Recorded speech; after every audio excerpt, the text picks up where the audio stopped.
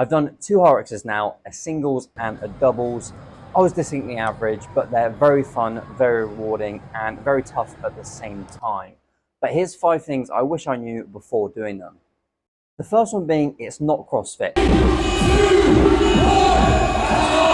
And when it first came around, I thought it was just another CrossFit competition, but it's definitely not. And this is quite important. Now, I'm a personal trainer. I come from a strength and conditioning background, and I have a bit of a gym.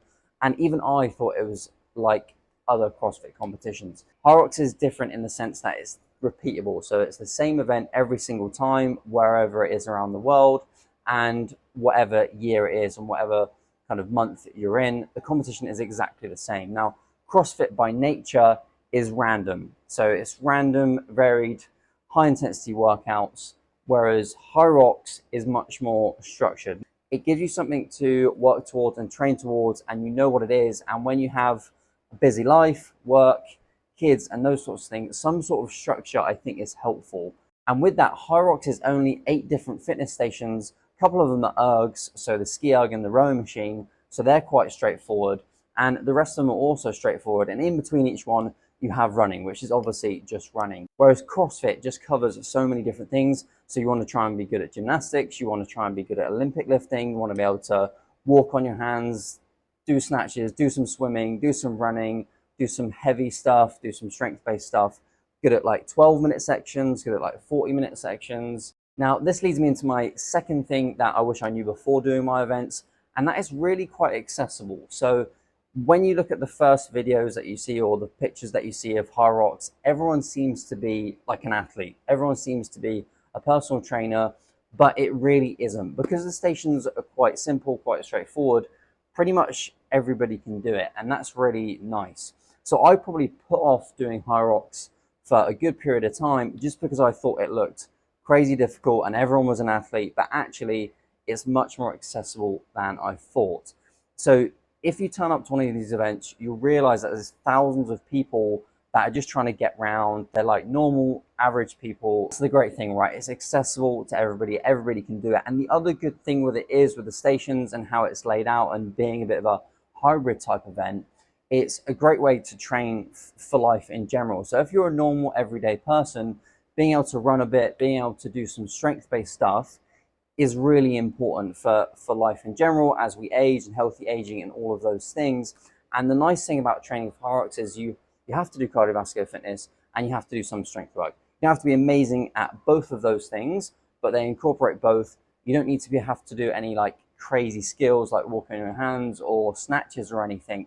Ultimately, I think if you can continuously run for about 5K, doesn't matter if it takes you 40 minutes, 30 minutes or whatever, I think you're perfectly capable of giving Hyrox a go. It doesn't take up loads of time because it's not, marathon type training. So I think most people can also fit it in, and that makes it more accessible in the training sense as well.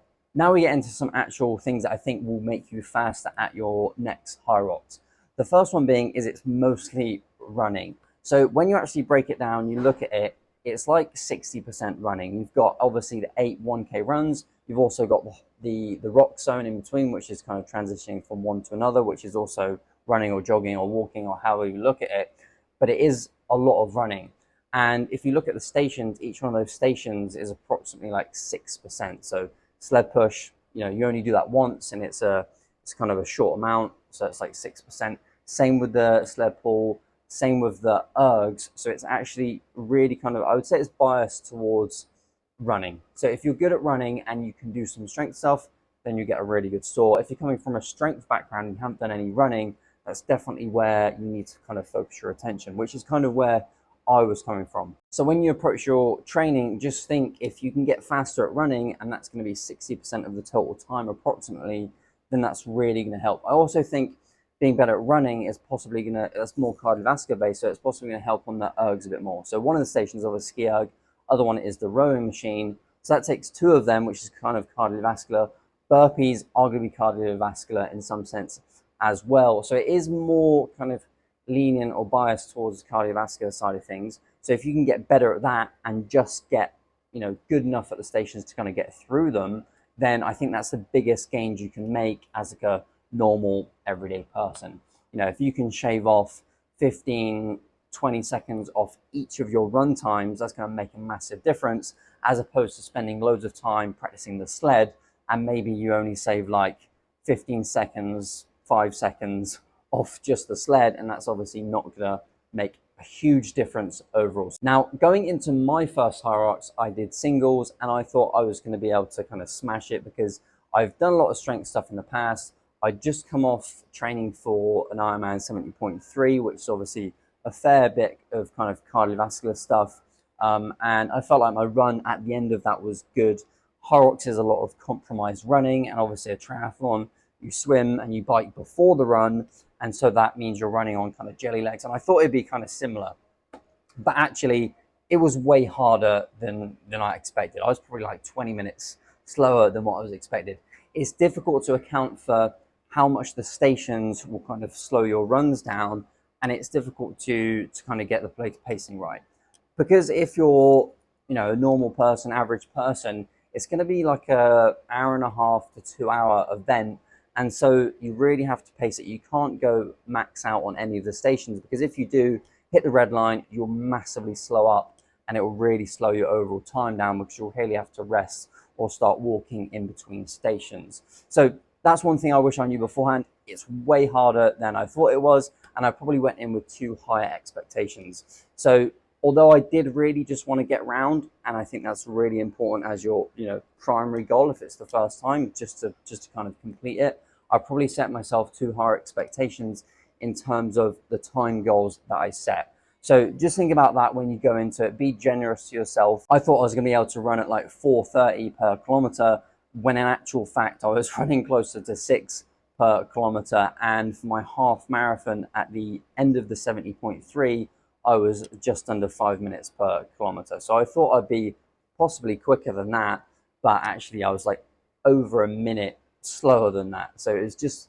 so much harder than I thought. And I've done a lot of strength work as well, but it's not to put you off, it's just to kind of manage those expectations. I think that's important. And it's really good just to kind of get round, and it's super exciting to go through it, and it's a real big buzz and a massive achievement just to kind of get through it. And it's a nice thing to train towards as well, because as we spoke about earlier, it kind of ticks the box in terms of overall health and fitness.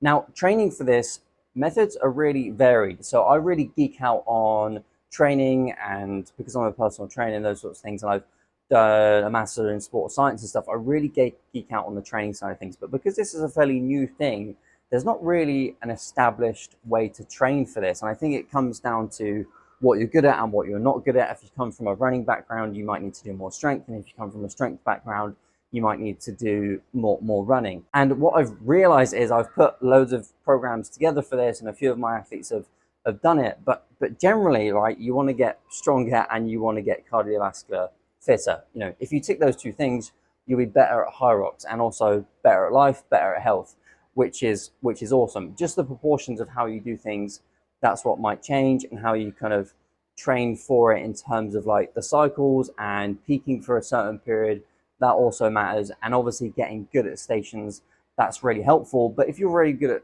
deadlifts, squats, that's also going to be really helpful for like the sled pull and the sled push, for example.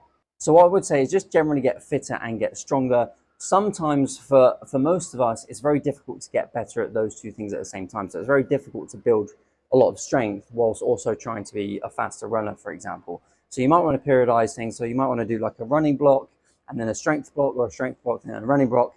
What we've noticed from training the guys here, we have managed to increase both at the same time, but that actually might be slower than if you were to focus just on running or just on strength and then putting them together.